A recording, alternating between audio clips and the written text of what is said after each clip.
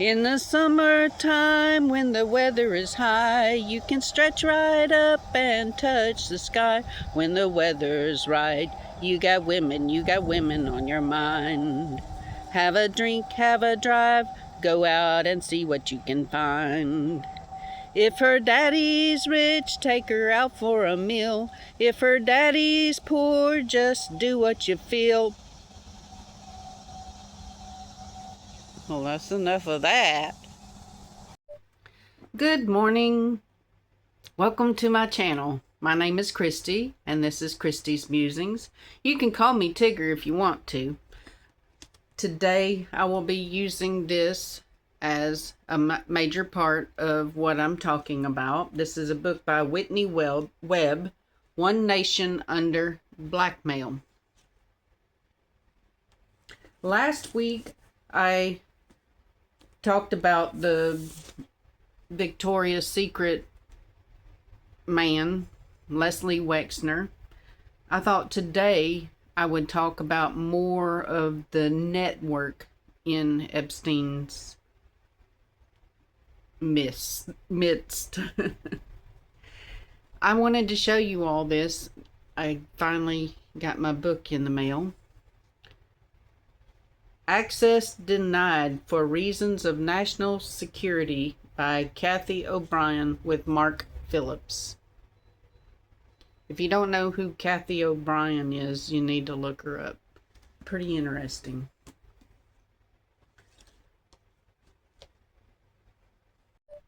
At this point, I feel like everyone should know who Ghislaine Maxwell is. In case you don't, she was Jeffrey Epstein's girlfriend. Depended on who you asked, I guess. But she was more or less, well, I'll read what she was.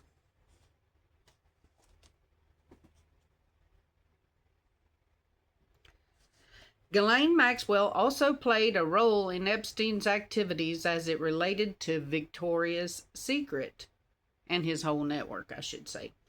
Per the New York Post, Maxwell was a constant fixture at Victoria's Secret events. According to one Manhattan model entrepreneur quoted by the Post, they were always at these really trashy shows full of men in the audience.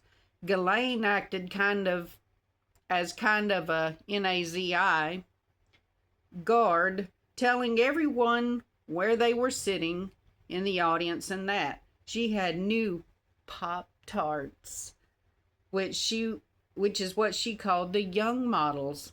This further suggests that young models lured in through Victoria's Secret and other avenues were a key target of Epstein's and Maxwell's for recruitment into their sex trafficking operation. Gallerinas. In addition to targeting aspiring models, Epstein and Maxwell also targeted aspiring fine artists and musicians. Maxwell reportedly referred to this category of girls/women as gallerinas. Friends of Maxwell's have claimed that on Epstein's behalf, she would trawl high-end galleries and auction houses looking to find these gallerinas, who she would then take to meet Epstein.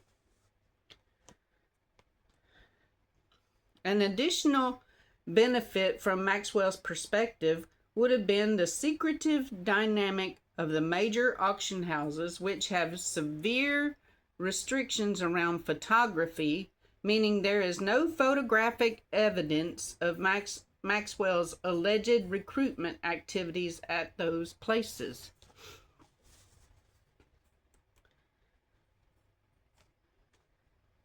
The claim that she would attend these places with beautiful blondes in tow also suggests that the lack of photography made it easy to parade around an entourage of Epstein-Maxwell victims and potentially arrange dates between these young women and the wealthy elite clientele that also frequented these auction houses. One such victim was Maria Farmer. She first encountered Epstein while a student at the academy, and they hired her to come in to be a painter. It's coming out now in the news, like today, that Maria Farmer's kind of doing a "I told you so," telling that she tried to warn the FBI about our now president Donald Trump, and other people in the Epstein circle. Referring back to the Mungo Jerry song that I sang at the beginning, there was a kind of a class tier of how Epstein's victims were managed. I guess some of them wouldn't have seen themselves as victims because they were managed rather well. But if they were like kids from like a single parent household or low income household, this is what Maxwell had to say. Aside from the role played by Epstein himself, Ghislaine Maxwell arguably played the most critical role in the sex trafficking operation. She was not only instrumental in recruiting girls into the operation, she was also key in recruiting blackmail victims using similar tactics, discussed more in the next chapter. When it came to recruiting unwitting underage girls, Maxwell would feign friendship with girls, take them shopping, and act interested in their lives and problems. She made them feel special and would promise them that her boyfriend, Jeffrey Epstein, could help them. Once they were lured into one of Epstein's residences and trusted Maxwell, she would normalize outrageous and dangerous behavior and seek to erode their personal boundaries, priming them for extreme abuse at the hands of Epstein and his associates, including herself. Named in the 2021 indictment against Ghislaine Maxwell is a woman who testified under the pseudonym Kate and was also referred to as Minor Victim 3. She detailed how, after initially being recruited, she was systematically groomed by Ghislaine Maxwell. Kate says that she was approximately 18 years old when Epstein and Maxwell invited her to the Palm Beach estate in Florida. She recounts that it had been a beautiful swimming pool and that the walls were littered with photographs of naked young girls. They were in almost every room. Kate stated, going on to say of Maxwell, "I was excited to be friends with her. She was exciting. She was everything I wanted to be." Kate confided in Maxwell with all the details about her problems at home, her mother's poor health, and her desire to pursue a career in music. Maxwell showed interest in Kate, telling the teenager about her boyfriend Jeffrey Epstein, who she described as a wealthy philanthropist with a passion for helping young people. Kate would testify that she was left with the distinct impression that it would be great for me to meet him, and stated that Maxwell said she was going to love me or he was going to love me, and that I was exactly the kind of person he would help. When Kate entered her guest room at Epstein's Palm Beach residence, she was surprised to find that there was a schoolgirl outfit waiting for her on the bed. Kate testified that she asked Maxwell about the costume, what the costume was for, and Maxwell handed her a tray and told her she thought it would be fun for her to dress up while she brought Epstein tea. Soon after entering the Palm Beach property, Kate recounted in court that Epstein initiated low-level sexual contact with her. She asked me if I had fun and told me I was such a good girl and that I was one of his favorites. I want to stop for a second and say, some people will hear that and hear that she's 18 years old. Well, I hate to say it, but there's some 18-year-olds that are different. And like me, I was a country girl. I graduated from high school when I was still 17 years old. So I was 18 when I went into the Navy. And I will tell you that I was targeted. I was fresh meat. And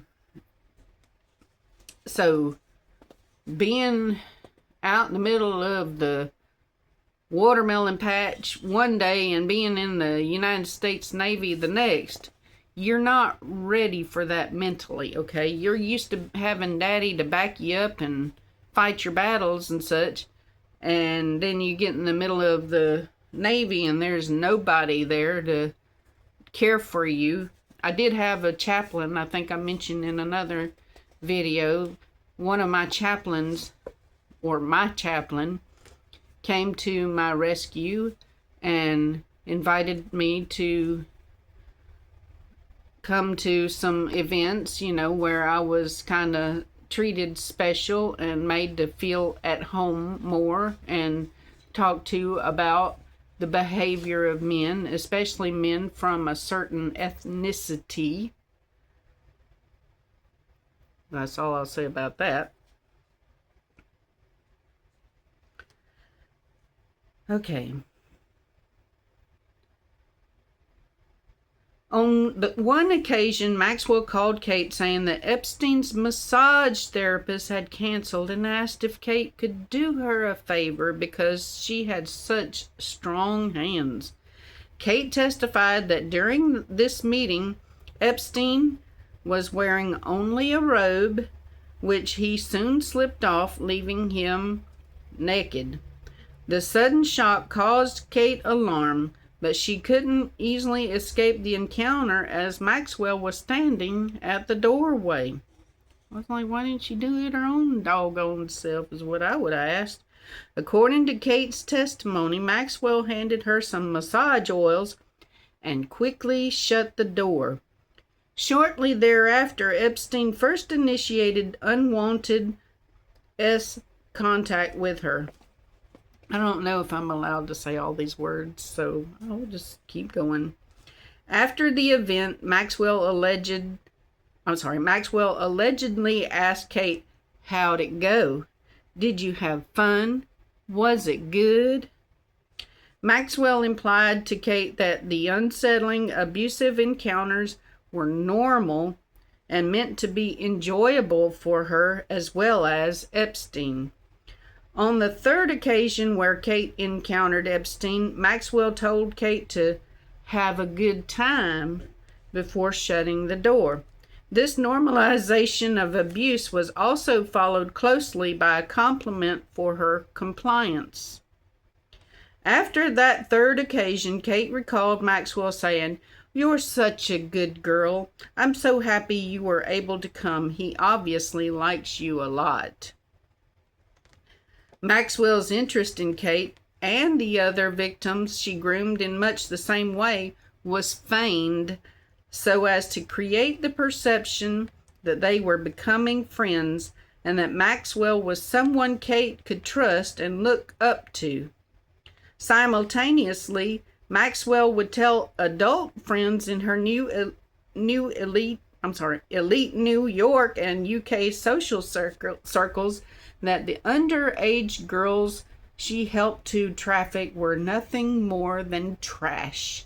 One anonymous friend quoted in Vanity Fair not only revealed that Maxwell spoke glibly and confidently about getting girls to sexually service Epstein, She described her young victims by saying, "They're nothing, these girls. They are trash." As I stated earlier, Epstein had his huge circle of friends who helped him do his business. One was Nadia Marcinko, or Nada Marcinkova, and she is a Slovakian-born pilot, flight instructor, and CEO of Avaloop, an aviation website. She is known for being co-conspirator of financier and registered offender Jeffrey Epstein, as well as Ghislaine Maxwell, because you need a pilot, and there wasn't only the one Lolita Express. This was because you had to have all flavors. Not everybody likes vanilla, right? So they had to have all flavors for their people. Another such person is Sarah Kellen. And a judge says that Sarah Kellen was criminally responsible in Jeffrey Epstein's trafficking scheme during Ghislaine Maxwell's sentencing hearing. She said that they say that Kellen was responsible for scheduling the massages. Kellen, though, on the other hand, tries to portray herself as a victim. It was another woman who witnesses say played an instrumental role in facilitating Jeffrey Epstein's sexual abuse of teenage girls, Sarah Kellen. Kellen, multiple witnesses said during the trial, played a similar role as Maxwell in Epstein's trafficking scheme. Starting in 2002, she worked in Epstein's office building on Manhattan's Upper East Side. One of Epstein's private pilots said she worked as a personal assistant for Epstein and Maxwell. And she's also, I don't know if the divorce is complete, but she's married to NASCAR driver Brian Vickers, but they're in the middle of a divorce. Another one was Adriana Ross. She was a model, and she was kind of seen as a recruiter. Like I said, they go to these modeling places and they recruit young women that are in need of trying to build their career, and they lure them in. Another person is Leslie Groff, and she will not be facing any sentencing, but when she was being charged, they said that Groff, as an attendant or defendant, was the one that booked flights at Epstein's behest for the accuser to fly from Moscow to Paris and from Europe to the U.S. And then she's trying to say that she didn't know anything about all the stuff going on, and that her heart goes out to those victims. Just so you know. The last person I'll talk about as far as people is Claire Hazel. She is the Countess of IV. Should say IV. But she was on, she reportedly flew on Epstein's private plane 32 times.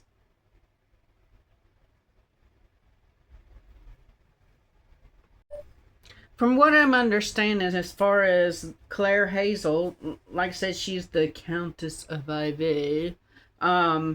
She's married into the Guinness brewing family, and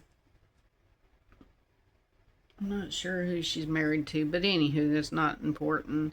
But she was one of the people that was on Epstein's flight, and she was part of that high society group that would kind of get young like I said, the good enough girls to meet the high society men.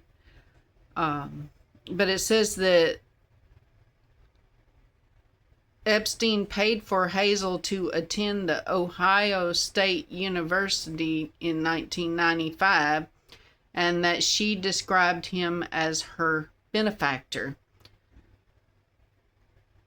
The former friend, who asked to remain anonymous, alleged that Hazel took him with her on a trip to Epstein's portion of retail mogul Leslie Wexner's New Albany estate, the Rotunda. Okay, so remember there was also young boys. Remember with the Ohio State issue that happened there, and the Abercrombie and Fitch. I had to think of the name. But the CEO, Michael Jeffries, remember the whole, that's the reason why I mentioned the mail, because they accommodated all the flavors, you know. But anyway, I'm not trying to be funny, but anyway, I guess. But Michael Jeffries and the whole Ohio State, you can look into all that. But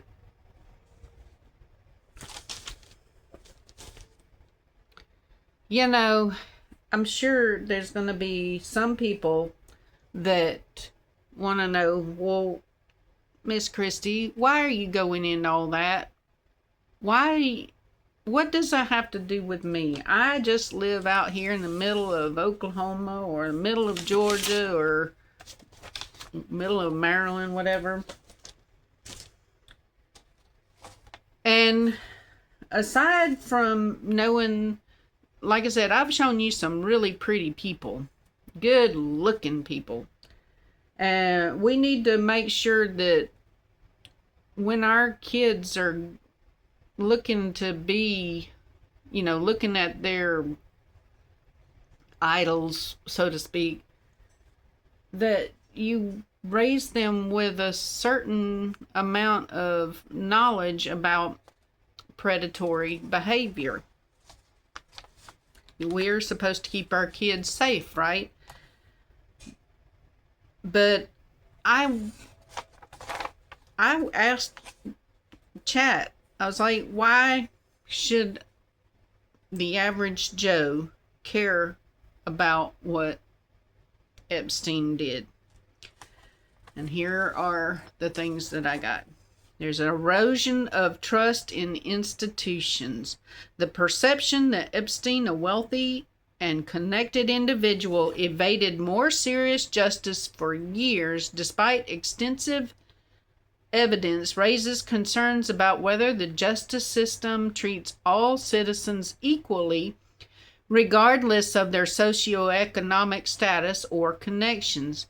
The controversial plea deal he received initially and the circumstances surrounding his death in jail have fueled public cynicism and distrust in the legal system and government institutions. I might add that now Dershowitz is talking about Ghislaine Maxwell working a plea deal. These glasses have got a glare on them, I'm sorry. Highlighting the vulnerability of victims and the prevalence of human trafficking. The Epstein case brought to light the devastating reality of child sex trafficking and how powerful individuals can exploit and abuse vulnerable people, particularly marginalized individuals, the poor, and those facing economic difficulties. Like I said, they're not all vanilla. They're from other places too, like Jamaica, etc. It has underscored the need for enhanced victim protection and legal reforms to better address human trafficking and exploitation. Concerns about potential influence peddling and corruption. Epstein's extensive network of influential connections, including politicians, businessmen, lawyers, and royalty, has raised questions about the potential for abuse of power and influence peddling.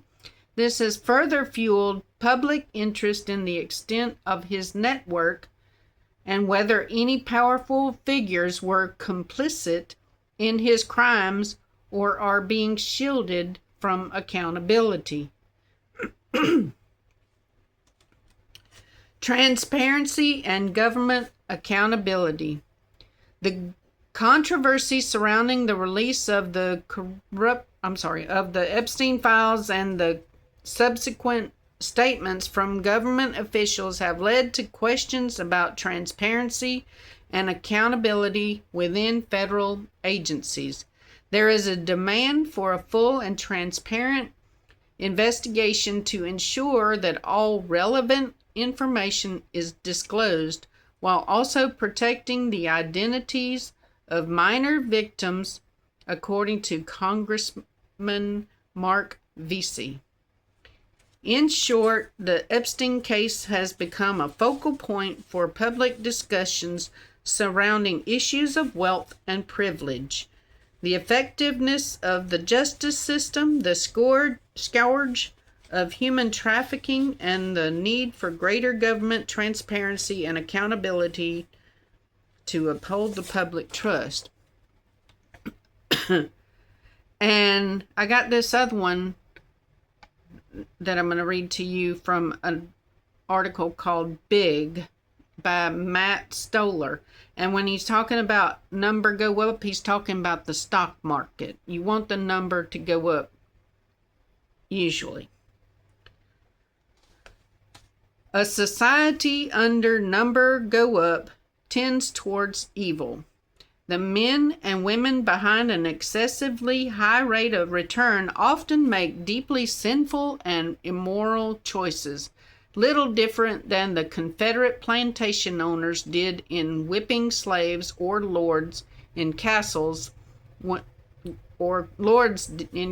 did when abusing serfs. That they do it with spreadsheets doesn't make it better. We even use old terminology. I know of several people in a large health insurance conglomerate who set policies to deny care, whose nickname is the Three Witches. And that's why Jeff Epstein's story is so compelling. It expresses this evil in a way that we all understand. On Sunday, I wrote about the oddness of the story, how an elite trafficker convicted of procuring children as prostitutes was friends or associates with everyone from Trump to Clinton to Larry Summers to Bill Gates. Epstein represents how elites live in one moral universe where evil bacchanalia is rampant, while the rest of us live in a different, more normal one. Every society has elites, and there are always weird things that elites do. But America and the West have reached a point where there is increasingly deep resentment and cynicism about this divide. I hope you got something out of all of this. I'm sorry that it's so long, but I had a lot of stuff I wanted to cover. I tried to slip some pictures in there to make you think, and some headlines that maybe you had not seen. If you enjoyed this kind of content, let me know. And please remember to like, share, and subscribe. I see sometimes like my numbers are growing, but then I will have 0 thumbs up, what have you. Those do my heart good to see the thumbs up, because they let me know that I did a good job. And I'd appreciate, if you could take that time to just tap that little like button. And if you want to hang out with me and continue to see the musings that I have on this channel, remember to subscribe. I love you all, and I hope to talk to you later.